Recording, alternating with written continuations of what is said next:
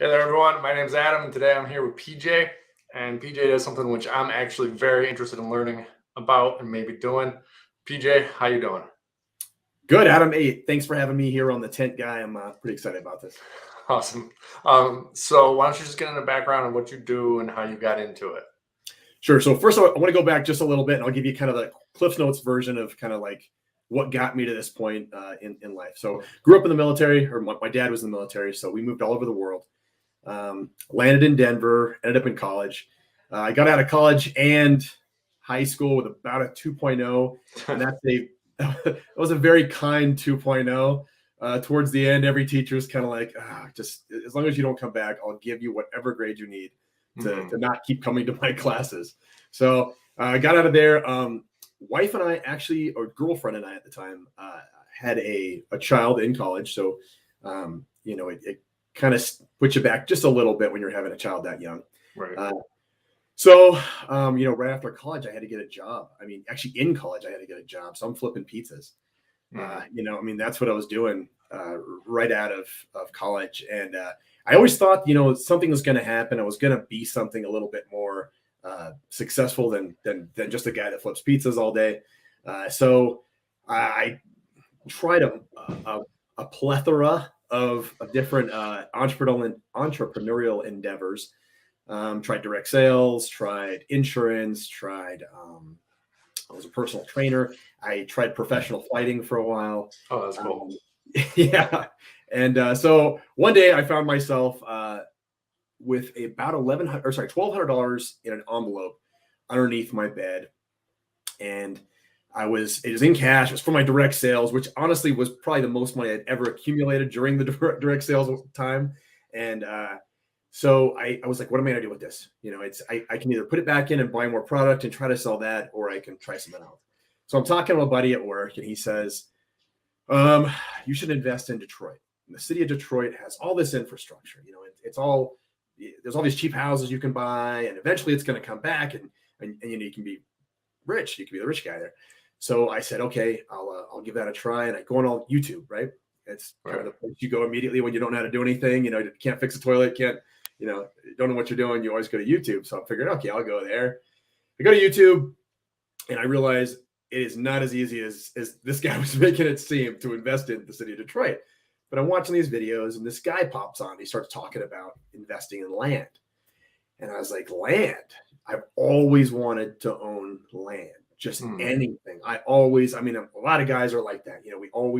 We just want to own something. Right. So I watch the guy's video. I don't follow any of his instructions, and I go on Zillow and I decide I'm going to buy this property. This guy has them listed, right? Some guy on Zillow has these two properties listed for $1,100 each. Coincidentally enough, I have just enough to buy one of the two, right? So I tell the guy, well, what about this? I'm taking some of the advice I got from this guy in the video. I'm like, what about this? What if I offer you $550 per property? Would you take that? And I'm like, there's no way this guy's going to laugh at me. He goes, yeah, sure, whatever. Oh, I was like, are they next to each other? No, they're in the same county. These two little squares with grass. There's no trees, anything like that. It's actually like 2 hours south of me. They're just in the same county. They're in the same area. He's like, yeah, sure. It's like, okay.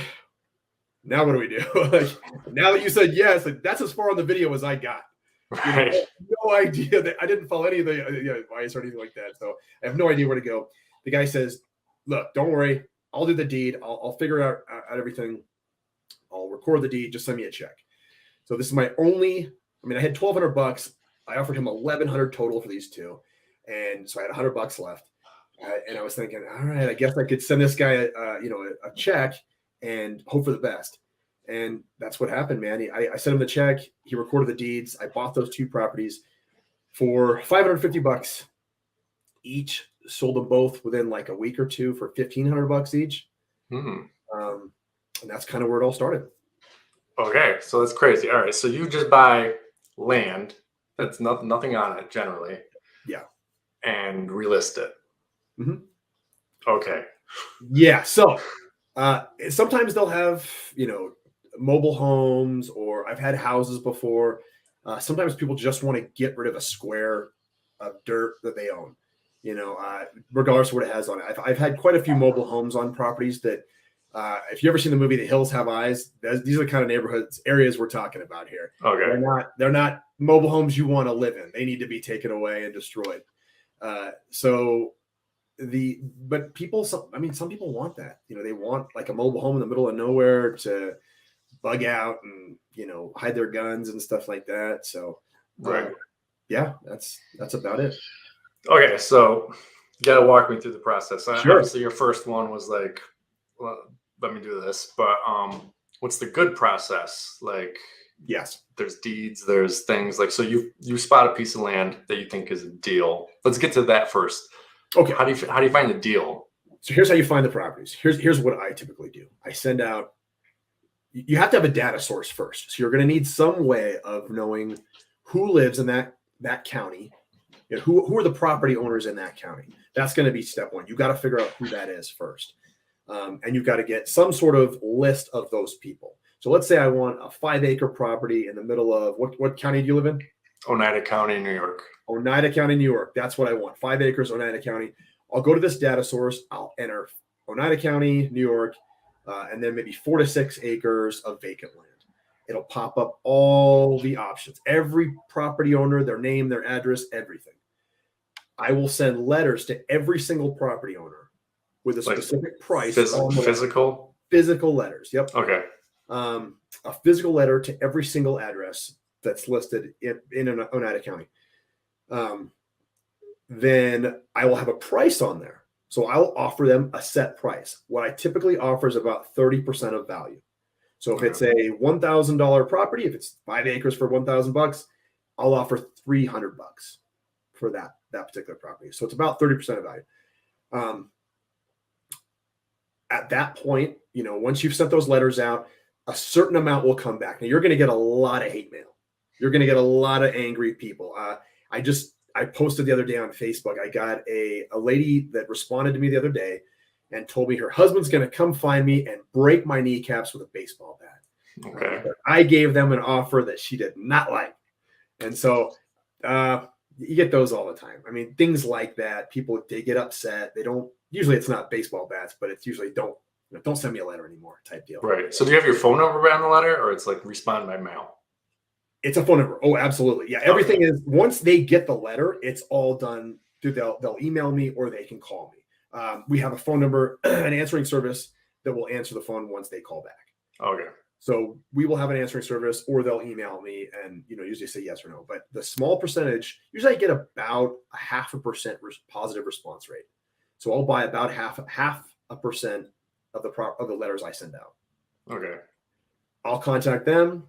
We'll send out. I prepare all the paperwork, deeds, everything like that. I've almost never used a title company. That's just personal choice. So I will send out a mobile notary to their address with all the paperwork. They'll sign it. The notary will hand them a cashier's check and then send everything to the county for me. County records the deed, sends it back to me, and now the property's mine. Okay. No, so wait, what is this title thing? Like, I know I bought several houses. I just never paid attention to it. Yeah. So the deed is basically just a deed is just it's a 2-page title to the property. So right. I send them that, the new one. I prepare everything new. They'll sign everything. The notary will take care of the notarization and then send it back in. Are you asking about title companies? Well, the thing that you said you don't hire out, you do. I don't deal with a title company. So a title company, a lot of times when you buy a house, you almost always use a title company. Okay. So they do all the paperwork for you. They will handle the closing and all of that. In my experience, and I'm not speaking for every title company and not saying anything negative, because if I were to buy a house, I would absolutely use a title company. But I have a 100% failure rate with title companies. Okay. So the deeds are always wrong. Everything is always incorrect. They have tough time communication wise. It's always a problem. So I've just figured out I can do this myself, or I can do it in-house. Much easier, much faster. It just gets done correctly the first time. Okay, so this seems like the complicated part for a lot Mhm. of people. They're going to hear this, be like, I don't know how to do that. How do they Yeah, learn how? How do they learn how to do that? Is there like resources? I don't necessarily want you to absolutely. go into it, like Yeah. explain it to us, but You can go on. I mean, I've done it so many times. We kind of have like a deed template for each state that we use. If you don't have that, you can sign up for a Rocket Lawyer membership, rocketlawyer.com, and they'll have deed templates for you in every single state. So okay. you can go in there and just, Adam wants to buy a property from me. He's the grantor. I'm the grantee. It's fill in the blank. Oh, okay. All fill in the blank. You can get the legal description from the county website. It's very easy to do, just through that. It's just fill in the blanks as you go. Okay. So then you hire a mobile Mhm. help me out here. Notary. Notary. Yes, I Mobile know. notary goes out there. They do the physical.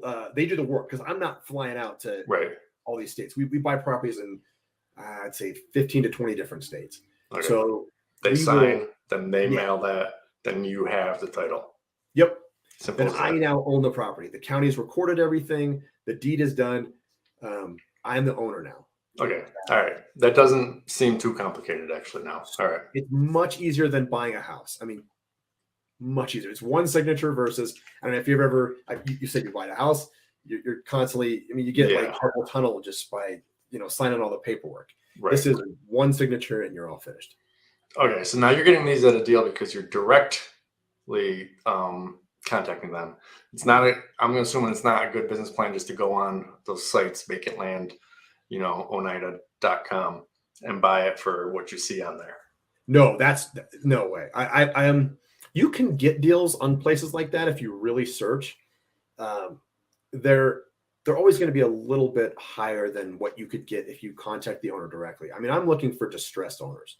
I'm looking for people who, they thought maybe 30 years ago they were going to go out there and put their dream home, and they're like, you know what, it's such a pain in the ass. We don't even live in that state.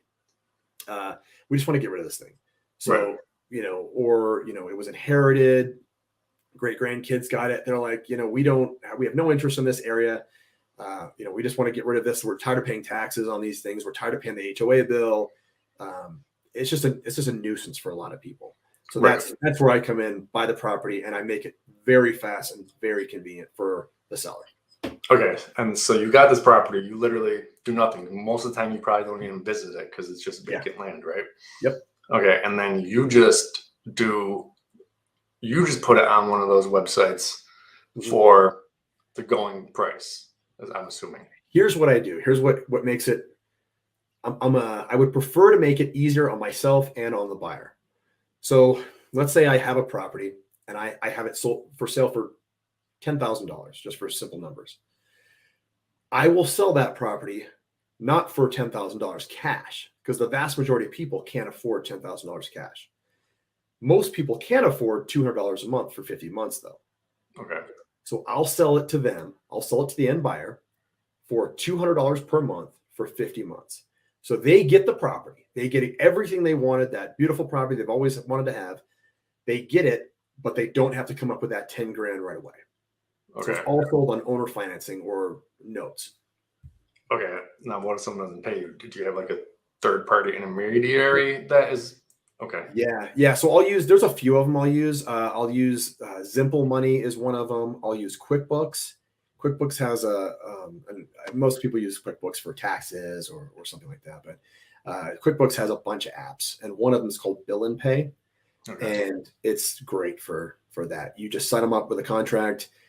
It bills them every month, and at the end of the contract, they get I sign another deed. I prepare another deed, have that sent to the county, and at that point, it's their property. Okay. Now, all right. So what happens if they don't pay? So that happens quite a bit, actually. I'm at about a 30% right now default rate. So if they don't pay, the property comes right back to me, and I'll just resell it. Okay, and you don't have to give back. Say they did $1,200 so far, you don't have to give it back. No, absolutely not. And they sign a contract with that understanding. And I do everything humanly possible so I don't want them to lose. You talk to somebody and they've told you man, I really want that hunting property in Eastern Oklahoma, man. That's a beautiful area. My dad used to take me. God, we want that. And then they stop paying. Right. I don't know. They've been paying for, a year, and all of a sudden they just disappear. I will try everything humanly possible to contact that person, to offer them lower payments. Dude, $50 a month, and I'll let you keep it. Just keep talking to me. Don't disappear.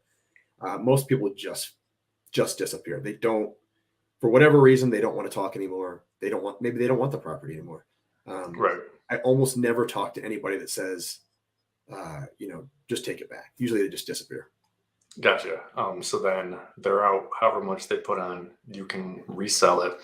Now, what if someone has built a house on it in the meantime? Yeah. So a lot of times I will not allow them to build. And here's why. If they build, they're building on my property. Right. So the county looks at that property and thinks of me as the owner. And I'm still paying taxes. I'm still the owner of that property. If anything were to go wrong, it'd be on me. So I typically don't let people do anything, because they'll go in, put a driveway in, fence the property, and I have to sign for all that.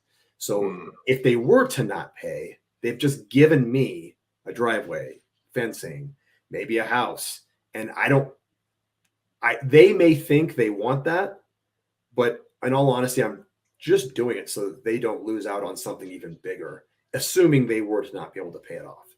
Right. Okay. And then if they do stuff on your property, it raises your taxes on it? Yeah, it will. Absolutely. Okay. Yeah. So during this time that they're paying you off however much a month, you're still paying taxes on the land. Yeah. Yeah. And land taxes are tiny. It's so insignificant. Those, for example, those two properties that the very first ones I bought for the $550 or whatever it was, were $2 a year. Oh, okay. I paid $2 a year on those things for taxes. So okay. Nothing. So whatever. All right. So where do you list them once you get them? Or is it your own website? Is it the best place I have found? I have a website. I've signed up for Zillow and all these other places. The best place that I've ever sold land, I sold probably 95% of my properties on there, is Facebook. Oh, really? Yeah, Facebook Marketplace, the buy-sell groups. They are it's just awesome, because you're constantly, now you have to deal with tire kickers. You have to deal with people saying the 4-letter word that nobody wants to hear on Facebook, scam. Right. Scam. He's a scam. Don't buy from him. This guy's a scam. He doesn't even live here in our state. Right. So you got to deal with that. But if after you've built your reputation up, and you do it, consistently, and you're doing the business the right way, you're not screwing people over, and you're doing the right thing, you start to build a good reputation. And once you put a property up, I mean, nowadays there's certain parts of the country where I'll put a property up and it's gone in 20 minutes. Really? I can't keep things in inventory to save my life right now.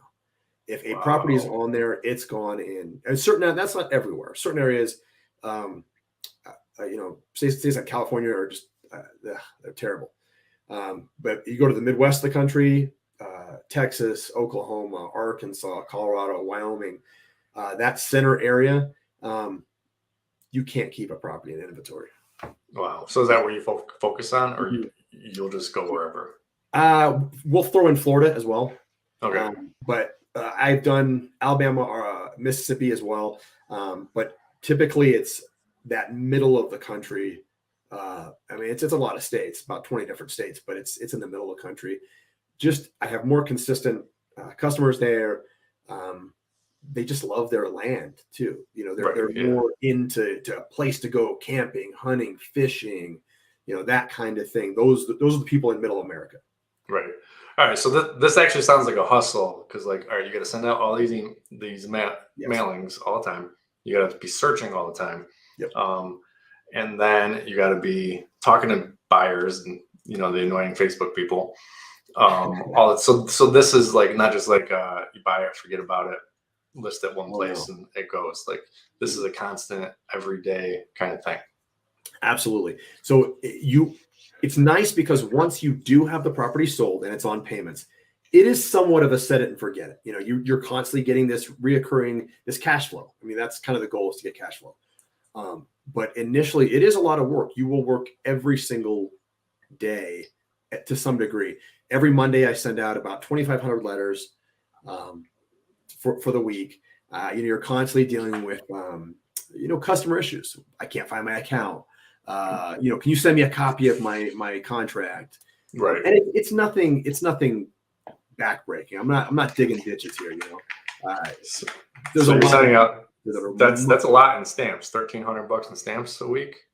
Well, now with these letter printing companies, you get about 50 cents for the letter and the stamp. Okay. So everything goes out. If you do it in bulk, you can get it done much cheaper. Yeah. So I send out, it's about 50 cents per letter. So yeah, I spend about $5,000 a month just on letters. Okay. You mentioned it took me a while to build to this point too. If you're a first timer, man, send out 200 letters and test the waters, see how it goes.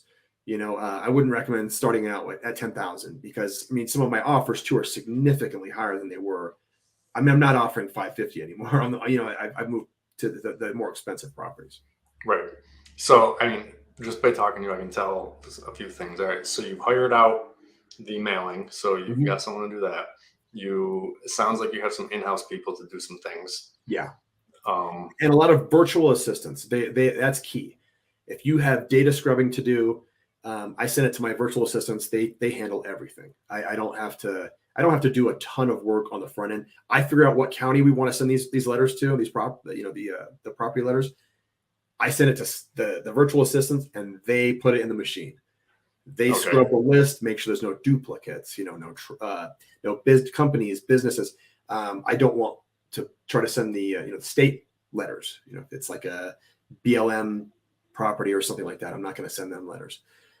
So they will send it. The virtual assistant will send it to the letter printing company. The letter printing company will put every single offer letter in the envelope, stamp it, do whatever type of font we want on there. They send it all out for me, and I just wait for it to come back. Then you have people answering the phone, so they're not calling your phone, yelling at you, and harassing you. And I would say initially use a Google phone. Use a Google phone because they're free. I did use a Google phone at first, so I still get calls on that Google phone all the time. But I know when that thing comes in, it's typically just a voicemail. I'm going to let it go to voicemail. Right. But yeah, I would start there. There's so many ways you can do this for very low cost, and I would highly recommend doing the lowest cost options initially. Right. So you've scaled it up. How long did it take you to get to this point? Yeah, I've been doing this for about 7 years.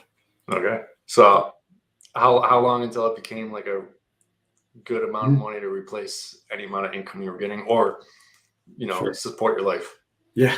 So sure, it's I've done about 350 deals, probably total. Okay. So we do. I'll tell you, I had when I worked for the state, I was making about $40,000 a year. Last year, I had several $40,000 months. Right. So I'd say anywhere your average month would be about $15,000 a month is about what we make now. Okay. Per month.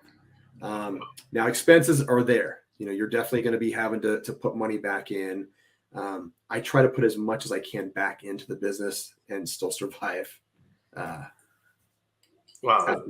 That's crazy though. Do you have other ventures, other things? Yeah. Okay. Yeah. So, we started an apparel line actually. So it's very rare. Not a lot to do with the land business, but what's your day job?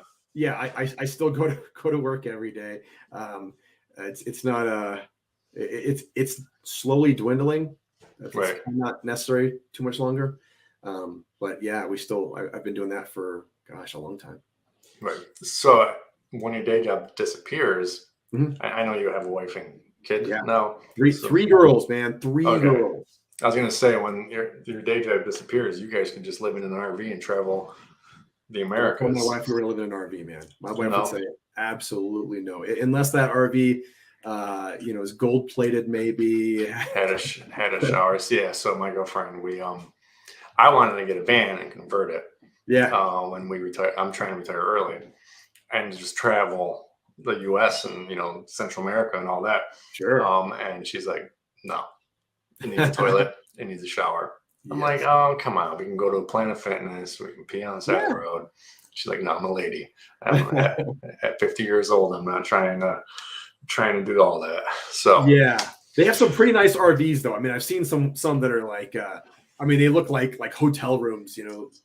They're not cheap. yeah. They're No. pretty amazing. No, yeah.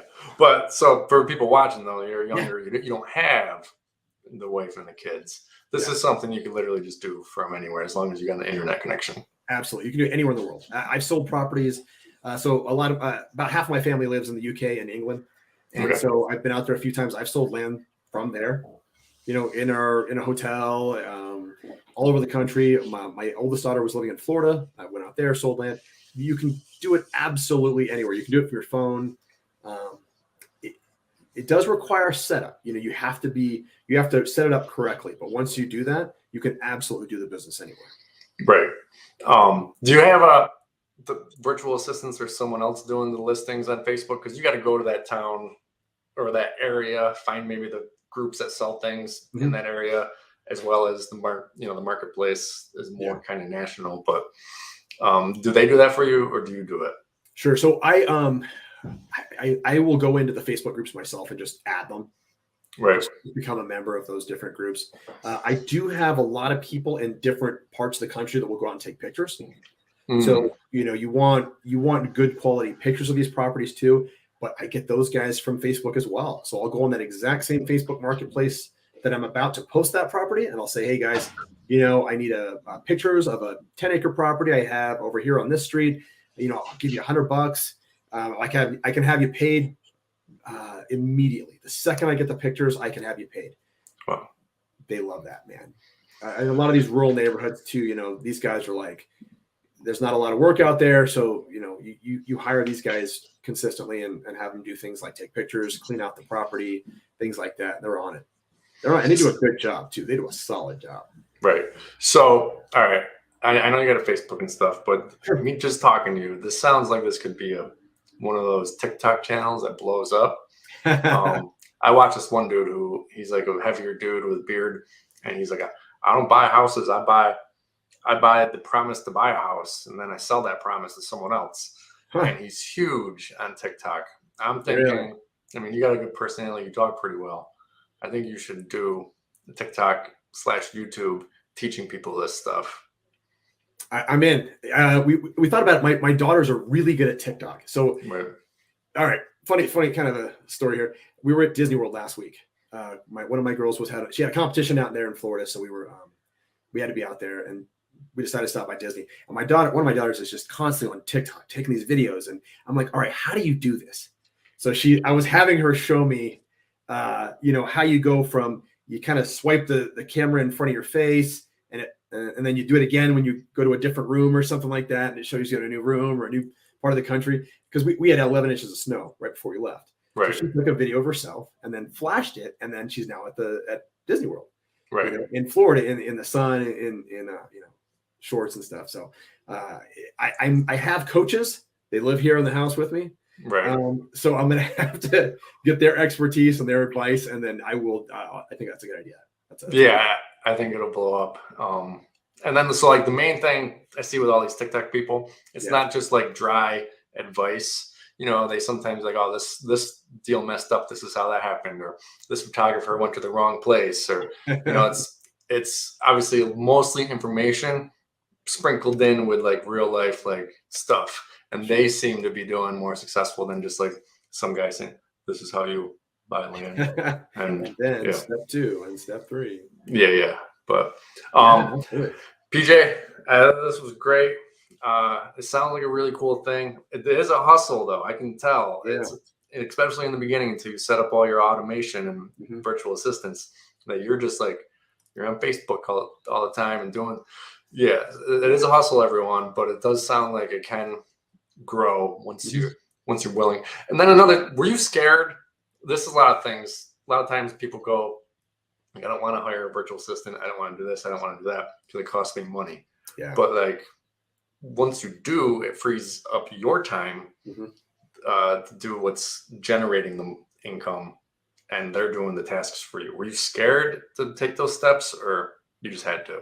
So every time you grow a little bit, you add a new step.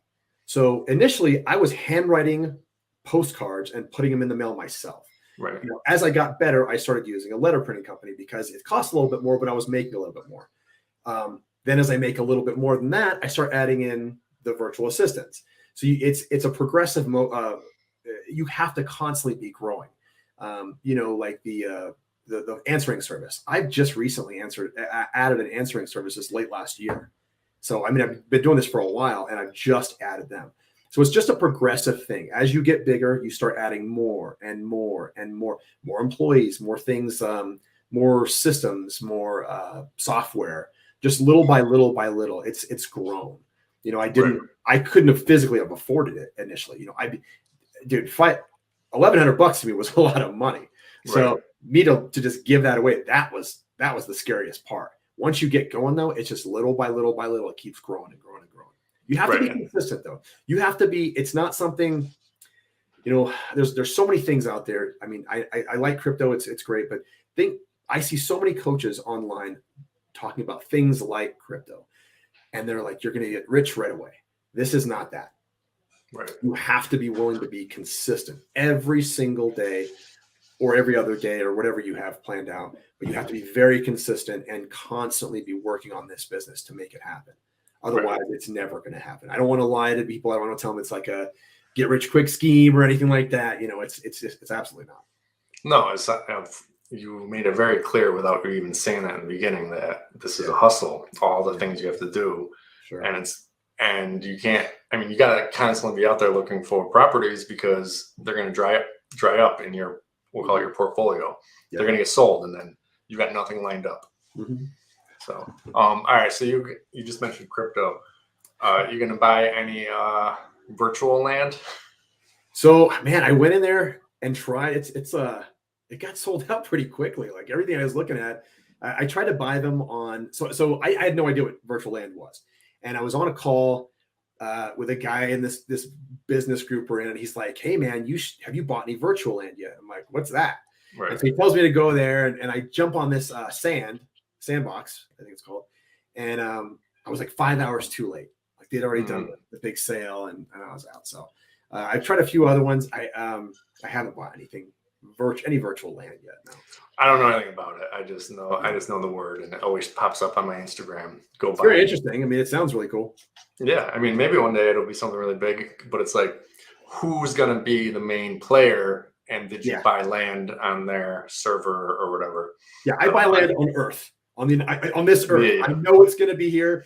I mean, maybe if we move to another planet, I'll try to buy land there too. But with the virtual land, if one of them just gets scrapped, you've lost all of that. That's my only concern with that. If they decide to scrap, or a new, let's say Facebook comes out with their entire like a metaverse of their own.